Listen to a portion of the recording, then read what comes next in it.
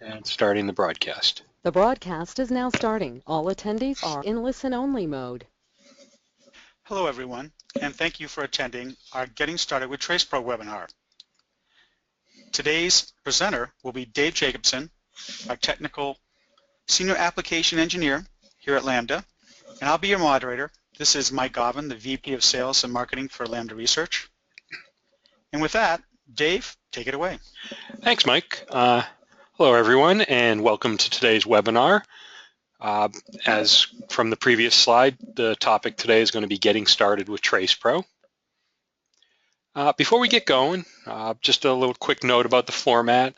The presentation will probably last about 25 to 30 minutes. Based on the morning session, it might go a few minutes longer than that. And any time during the session today, please feel free to submit your questions using the question box in the GoToWebinar control panel.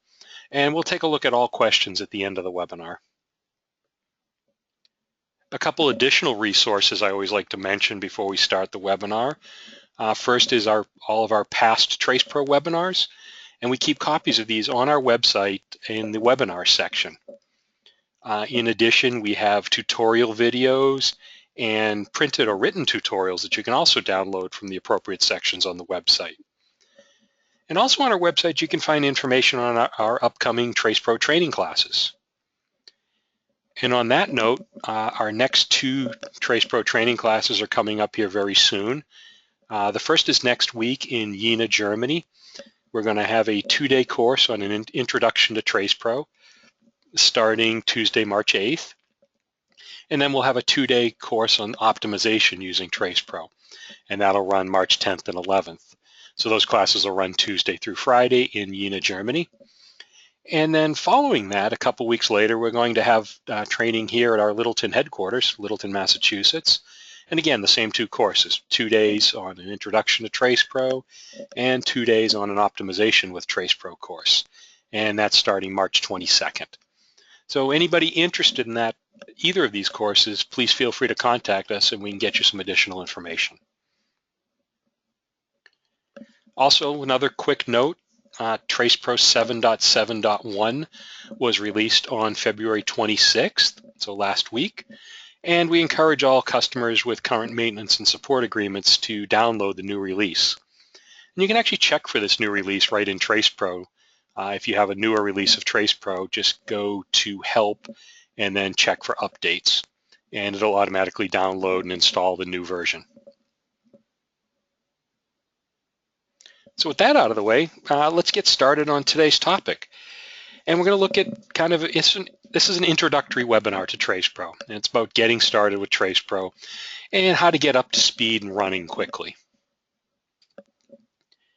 The agenda for the webinar is going to be, we'll do a quick introduction here. And then we're going to go through two examples. The first is a luminaire example, and we'll look at importing geometry from a CAD program, creating some additional geometry in TracePro, applying properties, defining sources, running the ray trace, and then analyzing the results. After that, we're going to also take a quick look at a light guide or a backlight example. And the main focus in that example is I want to show a little bit about using ray files for LED sources in the model. And then we'll wrap it up with a question and answer session at the end. And again, feel free at any point during the webinar to submit any questions you may have.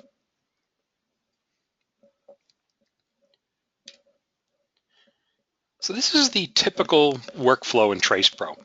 Create the geometry, apply properties, define sources, run the ray trace, and analyze the results. And you can do all of this right in TracePro itself. Now, as an alternative workflow, you could work with a CAD program, such as SolidWorks, CATIA, ProEngineer, Inventor, or really any CAD program. Create the geometry in that CAD program, and then export it as a STEP, an SAT, or an IGES file, or using the TracePro Bridge for SolidWorks, an OML file. Export that to TracePro, and then in TracePro, apply the properties, define sources, run the ray trace, and analyze the results. If you're working with SolidWorks, we have the option where we have a program called the TracePro Bridge for SolidWorks, which would then let you in SolidWorks create the geometry, apply all of your optical properties, and define your sources, and save those as part of the SolidWorks model.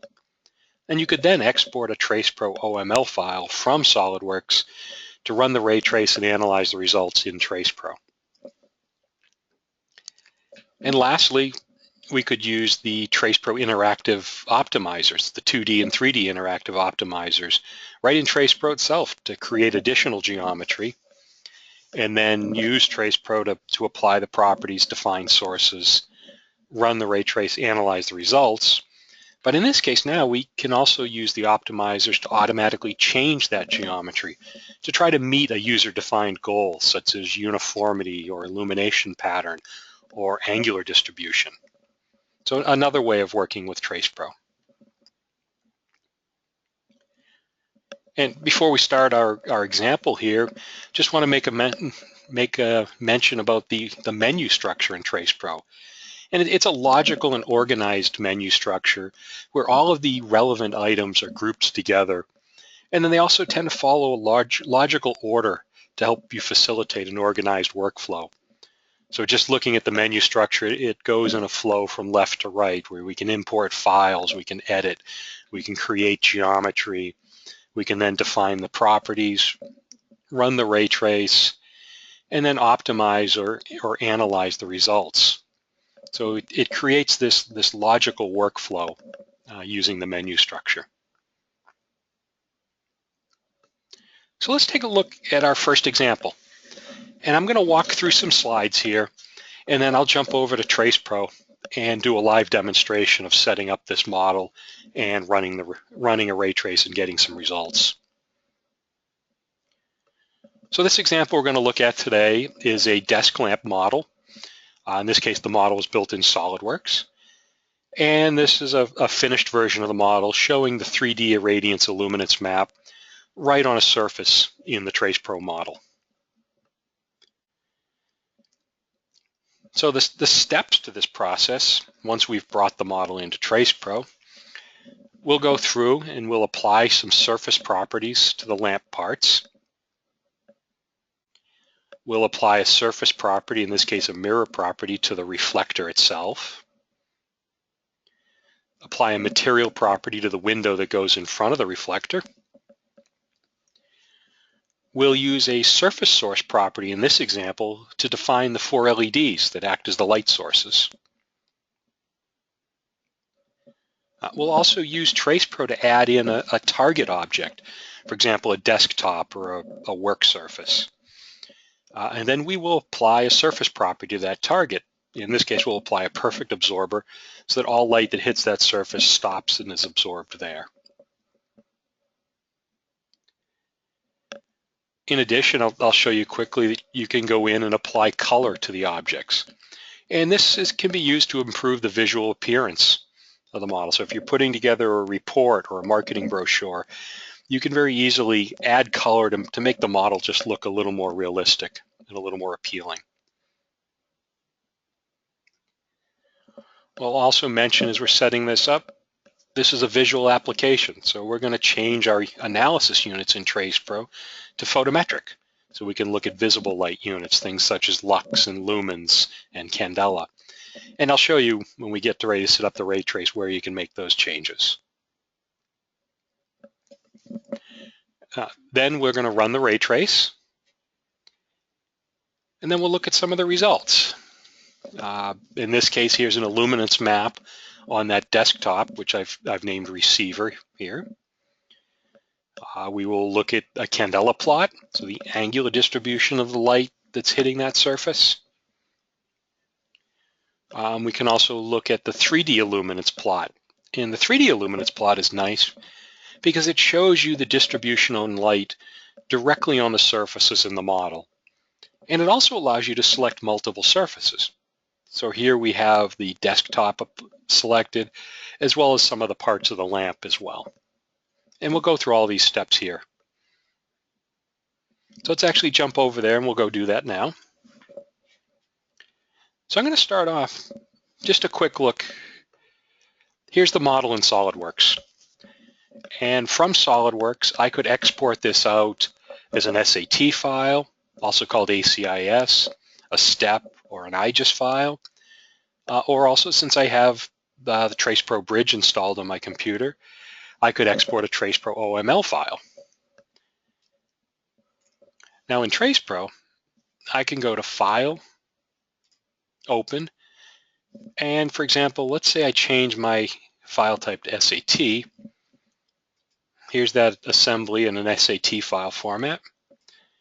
I can click Open. It's telling me I already have that file here, so I'm going to just click No and rename it.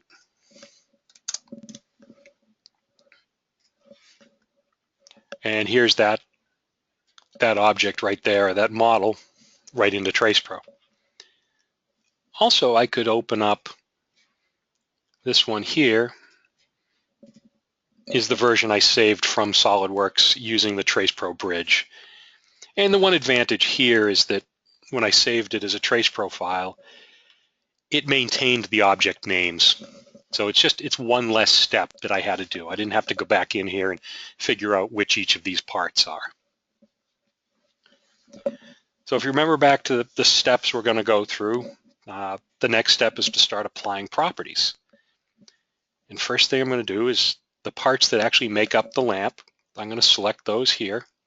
And I'm just holding down the Control key and clicking on the different parts here. And you can see they highlighted a different color in the model.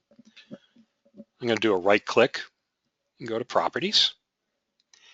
And I'm going to choose a surface property. And in the default catalog here, I'm going to scroll down and I'm going to choose black paint. So the finish on this lamp is a black paint or a black coating of some type. So I click Apply. If I come back to one of these objects, say the base, expand it, we can see here, I applied black plastic by mistake, so I'm going to go back to Properties and choose black paint. So now if I expand any of these items, we can see it says black paint here is the property type. And since I applied it to the object, in this case, by selecting the top object level, it applies the same property to all surfaces of that object. If I was only interested in applying a property to specific surfaces, I could come in here and then select the surfaces I wanted.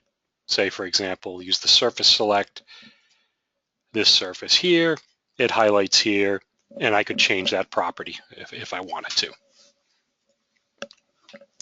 Okay, next step, I'm just going to rotate the model here using the Orbit tool. I'm going to pick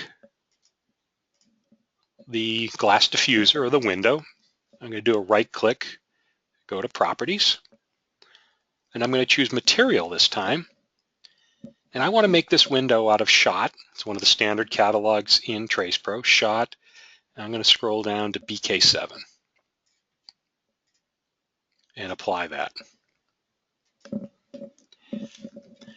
And the next step, the two things I want to apply is the property to the mirror or to the reflector, and then the LED properties. And the problem is that they're hidden behind this piece of glass. So I'm going to do a right click and choose Deselect Display Object. Now that doesn't remove it from the ray trace, it just turns off the display. So I can zoom in here now, and here's my reflector. I'm going to do a right click, go to Properties, and once again I'm going to choose Surface. And for this example, in the default catalog, I'm going to scroll down and choose Mirror, and then click Apply. Once again, if I come over here, any surface I can open it and expand and see the property's been applied.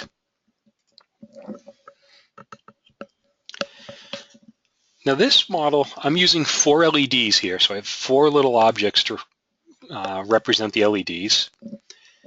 And I'm going to come in and I'm going to use this Surface Select tool here. And notice if I hover on an icon, a little description of what it is pops up. So Select Surface. So I'm going to choose that, hold down the Control key, and select the emitting surface of each one of these LED models. And then I can right-click, choose Properties. And for this, I'm going to choose a surface source property. I'll choose Surface Source. And if I select for the emission type source property, that gives me access to all of the catalogs of LED surface source properties that are preloaded in TracePro. And for this example, I'm going to use the Cree X lamp. I'm going to go down here to the Cree X lamp catalog, and we're going to select an XPE white. And I'll choose the middle one, 3700 to 5000 Kelvin. It's a neutral white LED. Select that. I can set the number of rays I want to trace. And in this case, oops. Oh, that's interesting. I apologize for that.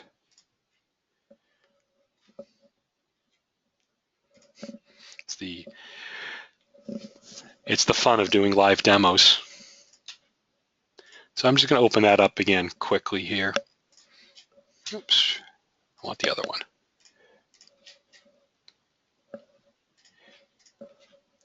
And I will quickly go through the steps we just did. Reapply the black paint property.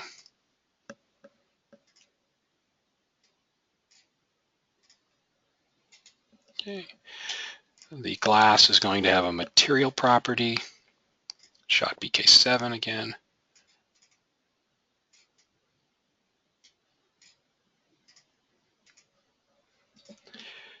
I'll turn that off.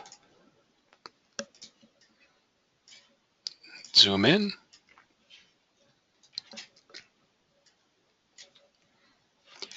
The reflector can have the, once again, a surface property of a mirror.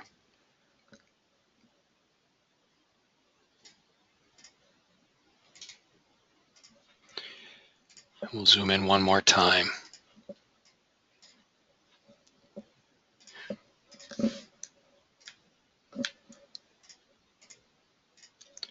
Right-click in Properties, Surface Source.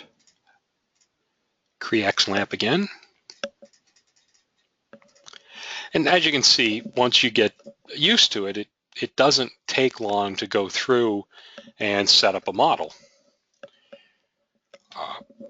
Now I'm actually going to go in here. I'm going to change my wavelength type to what's called calculated wavelengths. And this will let me define a range of wavelengths that I want to use for this example.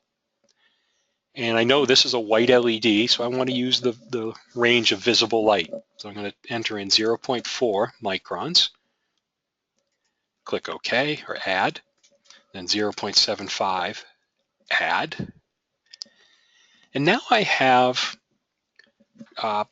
3 bands of wavelengths, 0 to 0.4 microns, 0.4 to 0.75 microns, and 0.75 to infinity. And I really want, in this visible range, 0.4 to 0.75, I want to have 10 wavelengths. So I'm just going to click that. I just put in 10 here in this column where it says number sign or pound include, click somewhere else, and it automatically fills in those wavelengths. And it automatically weights the flux at each of those wavelengths dependent on the spectrum that's defined as part of the surface source property. Also, if you want to add new surface source properties, say there's an LED that's not in the database, we have a utility in TracePro called the Surface Source Property Generator utility that will let you very quickly add new properties using the graphs that are typically found in an LED datasheet. You simply cut and paste the graphs into the utility and then click along the curves to trace them and then generate the property from there. And lastly, I'm going to set my number of wavelengths, my number of rays. I'm going to trace 25,000 rays per LED. Click Apply. Close this out. Now the last step I want to do before I look at the results, first I'm just going to right click and choose Collapse All. And I'm going to go to turn the display of that window back on. I'm going to go to View, Display All. Last thing I want to do is I want to add in a desktop or a target surface where I can see the rays and see the illumination pattern. So I'm going to use TracePro to add that in. I'm going to go to Geometry, Primitive Solid, and I'm going to use a block. I'm going to give it the name Target, and its size is going to be 1,000 millimeters, so 1 meter in X and Z, 1 millimeter thick, and its position is X is 0, Y is minus 170 millimeters, and Z is minus 440 millimeters. And then click Insert. The way I found those positions, if I hover my cursor at any spot here, I can look down in the lower right corner and see what the coordinates of that cursor are. So in just looking at it, I could see there was roughly minus 170 by minus 440 in Y and Z coordinates. So a very quick, easy way to see where you are in TracePro. On this object, I'm going to use the Surface Select tool here, make the window just a bit bigger, and use the Surface Select and click on the top surface. And over here, it tells me that's Surface 4, and I'm going to rename it. I just clicked on it, opens up a little editing box here. I can type in a new name. I called it Receiver. And I'm going to right-click on that, choose Properties, and I'm going to apply a Perfect Absorber property to that. And the Perfect Absorber property is just a 100% absorbing property. So all light that hits that surface stops there.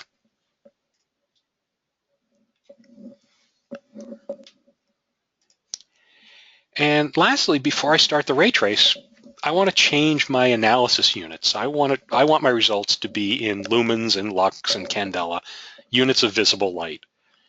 So I'm going to go up to Ray Trace Options. And here in the Options tab, I'm going to change over to Photometric and then click Apply. And don't worry if you forget to do this before you run the ray trace. If you want to use photometric units, even after you've run the ray trace, you can come back here to the ray trace options and toggle between photometric and radiometric units and see the results change without having to rerun the ray trace each time. If anybody is interested in a bit of a refresher course on radiometry and photometry, what the different units mean, especially how they apply to the different tools in TracePro, we do have a webinar in our webinar section on the website that talks about and does a review of radiometry and photometry. So I'd encourage you to check that out. And now I'm going to run the ray trace. Starting, if anybody here is using a slightly older version of TracePro, this is TracePro 7.7 right now. One new feature is when you start the ray trace, it's going to let you choose between analysis and simulation mode. And a quick refresher on that, in analysis mode, the results are saved on every surface in the model. So we could then click on any surface, see things like the irradiance maps or the candela plots. The downside is it can be very memory intensive. And it's very easy to run out of RAM sometimes. Simulation mode would allow you to define an exit surface or the surface where you want to save the results. Say this surface named Receiver. We would then define it as an exit surface. And when you run the ray trace, it will only save the results on that surface. And it also saves those results to the hard drive instead of RAM. Now, the limitation there is that you're only able to look at irradiance maps on surfaces that you've defined as exit surfaces. Also, it doesn't show the rays. So my normal mode of operation is I start out a project, I'll use analysis mode. Then once I'm getting further along and I need to trace more rays, then I'll switch to simulation mode. But at that point, I usually know what surfaces I'm looking for results on. So for this, I'm going to stay in analysis mode. Just click OK. And now it's going to go through. It's auditing the geometry. This does take a few seconds here. The reflector shape in this model is a somewhat complex surface, sort of dimpled reflector. So it takes a little bit of time there. And now we're going to run through the ray trace. I'm tracing 100,000 rays here. It's not a large number of rays, but due to the sort of the complexity, there is an option in TracePro for what's called voxels. And voxels are the way TracePro divides up the space. And right now I'm using a setting called uniform voxels. And this is up in the Ray Trace options menu.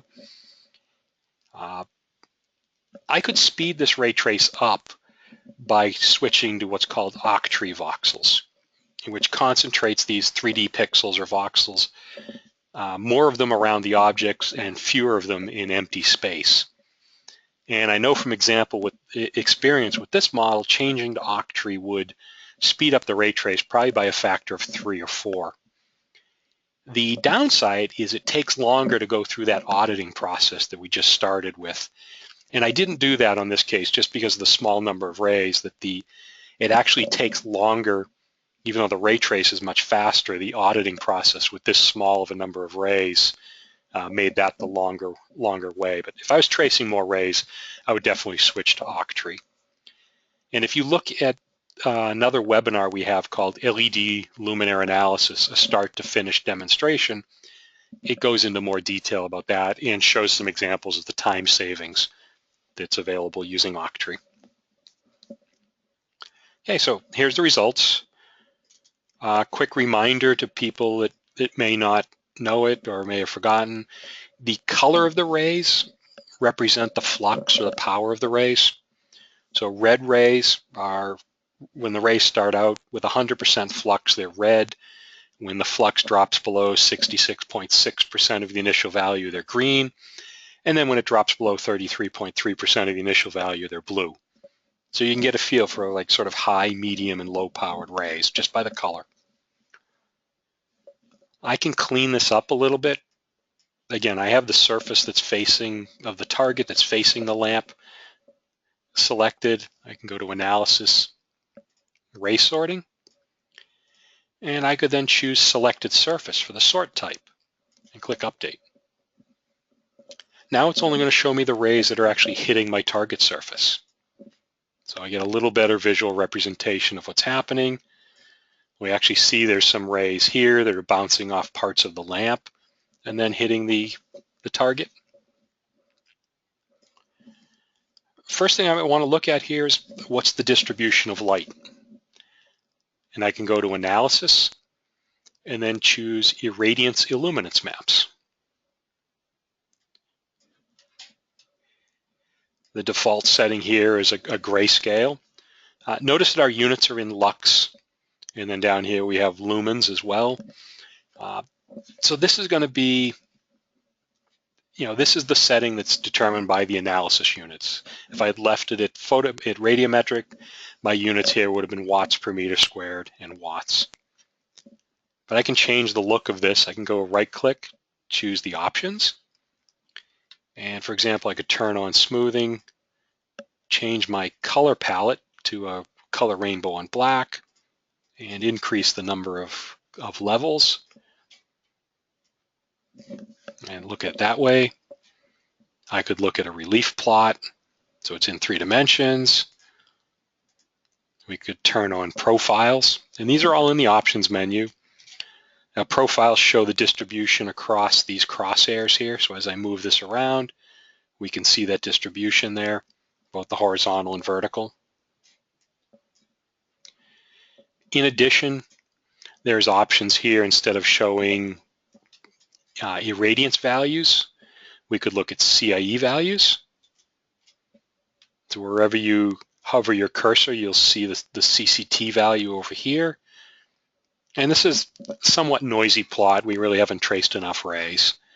It's around 3,800, 4,000 Kelvin, which falls in line with the LED spec was 3,700 to 5,000 Kelvin. There's also an option for true color. So you can start to get a feel for what it looks like to an observer. Switch back to irradiance here. One last thing I wanted to mention here is down the bottom is some additional information. For example, we can see the total flux on this is 1155 lumens. And then this next value is flux divided by emitted flux. So this is the flux on this surface, in this case the 1155 lumens, divided by the total flux emitted by the sources, and in fact its efficiency. So this assembly is just a little bit over 87% efficient in getting light onto this desktop from the LEDs that are mounted up in the reflector. Now another option here, we may want to look at the angular distribution. So again, with that surface selected, I'm going to go up to Analysis, Candela Plots, and I'm going to choose a polar candela distribution. And same thing here, I'm going to right-click and choose the options. And for my ray selection here in the middle, I want to choose incident rays from that selected surface. So I want to see the rays that are hitting that target. And then I'm going to come over here to the last tab, Candela Distributions. I haven't traced a lot of rays, so I'm going to turn on smoothing. And I'm going to change the number of horizontal angles to 2. And lastly, set it in a luminaire format. And then click Apply. And here's the angular distribution of the light hitting that target from that lamp. And in effect, it shows two profiles, a 0 and 90 degree. So you could think of it almost as horizontal and vertical profile, or X and Y profiles. And it is pretty symmetric. I think if I ran more rays, I would get much more symmetric. And that's to be expected. It's a rotationally symmetric device. One quick note here, if you're working with IES files, say you want to transfer this to an architectural lighting program, you can do a right-click, choose Save As, and then you have the option of saving it as an IES or an LDT format, Illumdat. So very easy to then create IES files right from your TracePro models. And lastly here, I just want to show a different type of irradiance illuminance map. So I'm going to turn the rays off. And when you turn ray display off in TracePro, they're still there. All the results are still there. It's turning off the display of the rays. But I could come up here and I could go to Analysis, 3D Irradiance. And this is going to show it right on the surface in the model. Here's my target. And again, it's rather coarse. So I'm going to do a right click, choose the options, turn on smoothing, and I'm going to increase the number of pixels. I'm going to change the color palette as well. And things like color palette are more personal preference. We have several options available in the program. I also want to change, before I do the next step, I'm going to change it to a log scale.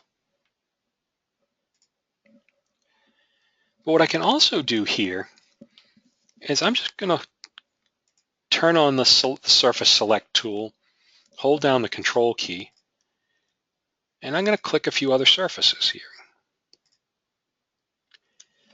And you can see, we can now see the irradiance data, or the illuminance data in this case, on multiple surfaces in the model. So we could go through on any surface here and start to see illuminance data on that surface. So a very useful tool for seeing the lighting patterns right in the model itself. And you can see here, we're in Lux.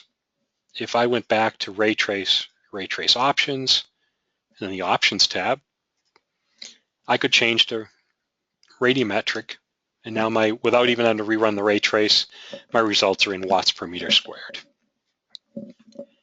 I did make a quick note about octree settings before we ran that ray trace, and that's done here in this last tab, Advanced.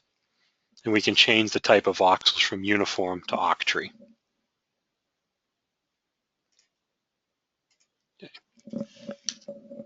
Okay, so that sort of wraps up a quick walk through a luminaire example. What I want to do now is I'm going to go back to my notes,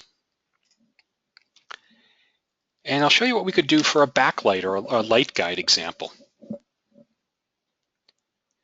Here's a light guide. This is the finished model showing, again, the 3D irradiance illuminance. In this case, it's illuminance because we're showing lux, visible light. And this is a little light guide. It has an LED at each end here, and a couple cutouts. And we'll walk through setting this up. We'll apply a material property to the light guide. We'll apply a surface property to the target. In this case, the target's named receiver, or the surface named receiver of that target. And also show you quickly how to use or how to apply a reptile property. Reptile is a way of modeling repetitive microstructures. And in this example, they're little 1/2 millimeter radius hemispheres that are used as light extractors. So they break the TIR in the light guide and direct the light towards the target or the user. And you can vary the distribution of those around the surface to eventually try to produce uniform illumination. And one quick note on Reptile, it is only available in the Expert edition of TracePro. So it is one of those features that shows up in TracePro Expert, but very useful feature when you're doing light guides and backlight displays. We're going to use ray files in this example, and we'll use them as file sources in TracePro to model the LEDs. So we'll insert one ray file here at the top. We'll insert another one here at the bottom. We'll once again set our analysis units to photometric, run through the ray trace, and then take a look at the results. Here's the illuminance on the receiver, and then again the 3D illuminance. So let me show you how easy that is to set up. I'm going to come in here and I'm going to open up the model. In this case, this model was made using the 3D Interactive Optimizer in TracePro to generate the shape. I wasn't actually optimizing the shape. I just used some of the tools in the optimizer to create this shape. And very easy. This could have been brought in from SolidWorks or Pro-E or any other program like that as well.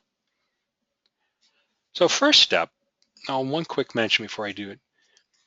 This model has a couple little objects here to represent the LEDs. But in this case, you can see they're turned off. They're not going to be used as part of the ray trace. They're really there as a visual representation only. So my first step, I'm going to select the light guide, right click, choose properties. I'm going to choose material. And I'm going to go to the plastic catalog here. And then I'm going to select PMMA. And so far, every property I've applied during this demo are part of the standard TracePro database. There's no custom properties at this point. I'm going to apply that. I'm going to keep this dialog open. I'm going to go to Target, select Receiver. So this is my surface where I'm interested in seeing the results. Switch to Surface Property. And then from the default catalog, once again, we're going to choose Perfect Absorber.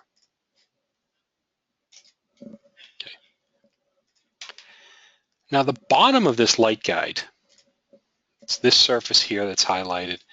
That's where I'm going to apply the texture that's going to serve to extract the light, break TIR. So I'm going to do that using Reptile. I'm going to right click, go to Properties, and I'm going to choose Reptile. Remembering again, this is a feature in TracePro Expert, so not all editions have this capability. And for the first time, I'm also going to use a property that's a custom-made property.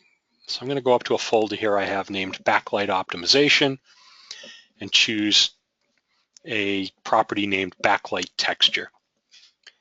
In this example, I used the Texture Optimizer 2 in TracePro to automatically optimize the distribution and the density of those dots to produce the best illumination possible. So it's another utility that's built into TracePro that lets you do that. It'll automatically go through, vary the density of the dots, and produce the best result that it can. I'm planning on doing a webinar on the Texture Optimizer 2 probably within the next month or two. So anybody that's interested in that, please keep your eyes open. We'll be setting that webinar up soon. Now we also have with Reptile the ability to apply a surface property to that Reptile feature. Now, as I mentioned, these features in this case are 0.5 millimeter radius or 0.5 millimeter high hemispheres. And I'm going to apply a flat white paint to those. So think of this if we have all these little hemispherical dots applied to that, and each one of those we put a drop of white paint to fill it in. I can pick how I'm going to apply this Reptile. What are the boundaries of it? I can do circular, rectangular, or there's an option here called Use Surface Bounds. And Use Surface Bounds will take the shape of this surface here in the model, this highlighted surface, and use that as the boundary for the Reptile. This is a relatively new feature in TracePro, but it gives you the ability to apply Reptile to oddly shaped profiles. If you remember, I just mentioned my hemisphere is 0.5 millimeter high, so I'm going to set the depth at 0.5 millimeters, and then click Apply. Just pops up, says it's updated some of the settings. Click OK. I can close this. And if I come here to the bottom surface, expand it, it says backlight texture with for the Reptile surface. Now, by default, TracePro does not show you the Reptile property or the reptiles, but I can display them by going to View, Display Reptiles, Reptiles and Boundary. And here we see the distribution of those little 0.5 millimeter hemispheres. As you can see, the LED is here and here. As you get further away from the LED and around these bends, we see a higher concentration of the features. So you need more features to extract the light the further away you get. And that's the way it controls the uniformity across that. The more features, the higher the density, the better the extraction. So it's balancing here where it's easier to get light out than here where there's less light to extract. And then last step, I'm going to turn off the display of the reptiles. Last step here is we want to set up the sources. I want to have an LED here and an LED here. And I'm going to use ray files for this. And in TracePro, we use ray files as file sources. So I'm going to go to Define, File Source. And the first thing I'm going to give it a name, LED1. Now I can browse to where I've saved the ray file. So I'm going to click here. And I already have one downloaded. In this case, it's an Osram LWW5AM ray file. So for a white LED, these are the yellow wavelengths, and it has 100,000 rays. And I'm going to click Open. Now, most manufacturers make the LED ray files available on their websites. So whether it's Osram or Cree or Nichia or Bridgelux, any of these manufacturers, you can go to the documentation or the support section and download these ray files. And the ray files are great because they're made based on measured LEDs. So they take into account all of the properties of the LED. So what are the materials, what are the shapes, the geometries, the surface finishes, things like that.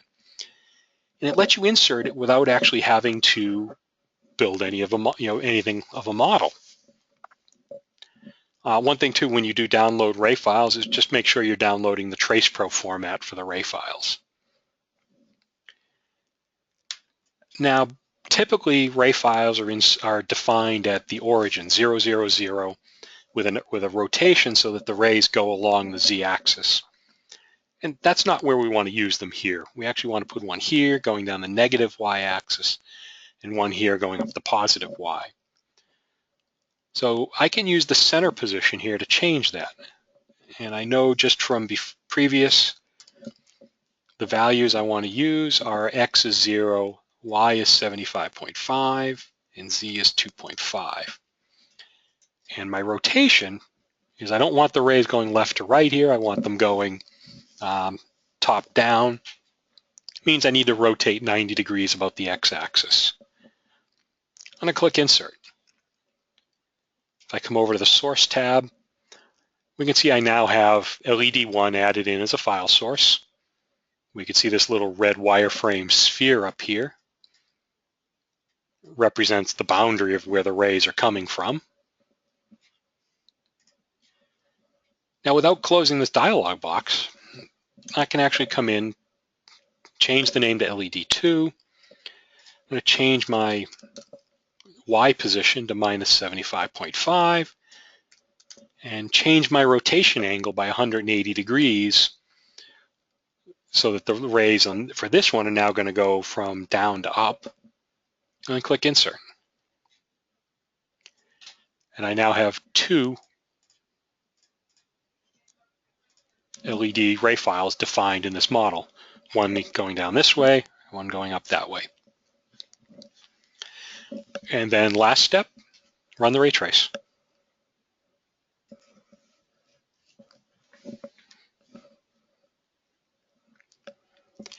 And it should mention as well as this is going on, TracePro is a multi-threaded program. So the more processors you have, the faster the ray trace will run.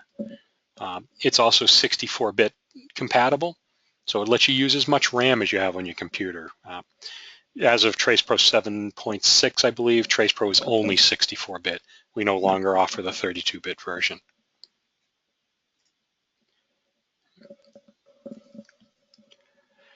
Okay, this was telling me I had one ray escaped the reptile boundary, and one ray out of 200,000 I'm not going to worry too much about. It also told me my ray drawing limit's been exceeded. I have my, the default setting in TracePro is to only spend 1 second drawing rays. Anything beyond that, it doesn't draw them, but it does compute the results accurately. It's just how long is it going to try to spend drawing rays. And you can change that setting if you wanted to draw more. First thing to clean this up again, I'm going to go to Target and Receiver. I'm going to go to Analysis, Ray Sorting, and once again, Selected Surface. So this is going to show just the rays hitting my target surface. I could come in and look at the irradiance map, so under the Analysis menu, with the surface named Receiver selected. There's my illuminance map. We can see not a bad job. It's fairly uniform. There are some hot spots around here and around where the LEDs, so might be worth going in, making some changes to the model to try to fix that. We could also look, I'm going to turn the ray display off for this. I could go to Analysis, 3D Irradiance. And I'm going to change, I've been in render mode so far. I'm going to change under View to Silhouettes. Just makes this a little easier to see. But there's the 3D irradiance map right on the surfaces in the model. So a great tool for seeing things and visualizing it right in the model space itself. So that's sort of a quick way. You could also now set up and do a backlight or a light guide analysis.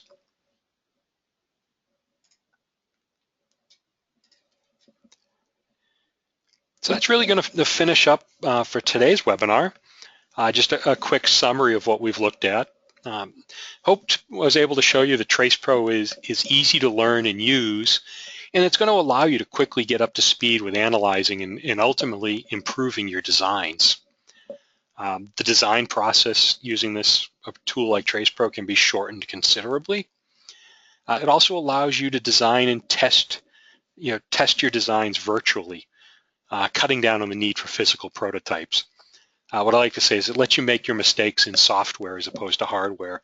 Much easier to fix, much faster, and much cheaper to do it in software than it is to be making prototypes, analyzing them, measuring them, remaking, redesigning. So it can really speed up that process. Models can be imported from CAD programs, or built directly in TracePro. You don't necessarily need a CAD program. There's also numerous analysis tools available, things like the irradiance and illuminance maps, the candela plots. There's luminance plots in TracePro as well, and photorealistic rendering, and a lot of other tools. And that this analysis process is easy and very straightforward. And lastly, we've tried to provide a logical and organized menu structure that lets you sort of build a consistent workflow and really sort of speed the process. You're not looking for buried items in menus. For anybody that's not a TracePro user, we do offer a free 30-day trial, and you can sign up for that at our website, www.lambdares.com. I've been mentioning webinars as we go along, past webinars. Those are also all available on our website. And please feel free to give us a call, 978-486-0766 here in the US, or send us an email at sales@lambdares.com, and we'll be happy to answer any questions you may have. I'll also comment here before we get into the questions is we are recording this webinar, so we will be putting a copy of this recording up on our website, and it will probably be up within the next day or so. So again, it'll be in that webinar section on our website. With that, I'm going to bring Mike back in. Looks like we have a couple questions, but also like to remind people, if you have any questions, please feel free to use the question box in the GoToWebinar control panel, and we can answer those questions here. Well, Dave, thank you for putting that whole webinar together for us and all the slides. And yes, we will have them up tomorrow. We do have a couple questions here. The first one's from Sean. Yeah. Are the hemispheres raised or below the base surface of the receiver in your reptile example? You have the option of either way. In this case, these are done as holes. And what I'll do is I'm going to turn the reptile display on here. And I'm going to zoom in. It's a little hard to see because they're all sort of overlapping here, but these are holes. So these are hemispherical dimples, in effect, sort of like a golf ball. You could change that to what's called a bump, which would then turn that around so they would be sort of proud of the surface. Hopefully that answers. We also had a question this morning that was quite interesting. Are you able to show the illuminance on multiple objects, for instance, on both the window in the desk lamp example, and at the same time the desktop, and maybe some of the structure as well? I know you showed some of that, but you didn't. I don't know if you flipped this around and showed how you would do it at the window as well in the system tree. Right. Well, you could do basically the 3D illuminance will work on any surfaces we have selected. So, for example, if I turn it off, I'm going to come back, turn it back on, and I can turn on my surface select tool, and it's just a matter of coming in and picking the surfaces where you want to see the results. Now, also the question this morning was also somebody was interested in the light hitting the glass here. That's a good question. So I could pick the glass surface. Now, by default, it doesn't show anything. And the reason for that is that the glass doesn't have any absorption, or very little absorption. And the default setting for this, in this case, irradiance, because I left my units in watts per meter squared, the default setting is for absorbed flux. So I'm going to right-click and choose the options. And I'm going to change the raise to plot to incident as opposed to absorbed. I'm also going to change down to take the log scale off. So here we see the light that's incident on this piece of glass here. This is light that's going to be hitting that and then eventually coming down through this lens, or if in a diffuser if we wanted to, and then eventually getting to the target. So the only real, I won't say trick, but the only thing to note there is that because it was a piece of glass with either no or very little absorption, we wanted to change that raise to plot from absorbed to incident. So if you remember that TracePro by default plots absorbed rays or absorbed flux as opposed to incident. That's why sometimes your irradiance or illuminance maps may show up blank. Well, Dave, I think that's all in terms of questions. Once again, thanks for putting this together for us. Is there any other comments you wanted to make? No, I think that's about it. I hope everybody enjoyed this and hopefully learned something today. Just trying to emphasize the point that it's the process in TracePro is very straightforward, very easy to learn, and you can very quickly get up to speed and start showing results. And again, anybody has any questions, please feel free, send us an email here, sales@lambdares, and we'll be happy to answer any questions you may have. And look forward to seeing everybody at our next webinar. So I think that's it for me. Anything left for anything for yourself, Mike? No, I think we're done. I guess we're going to wrap it up right now. Okay. Again, thanks everybody for attending, and we will talk to you soon. Have a good day.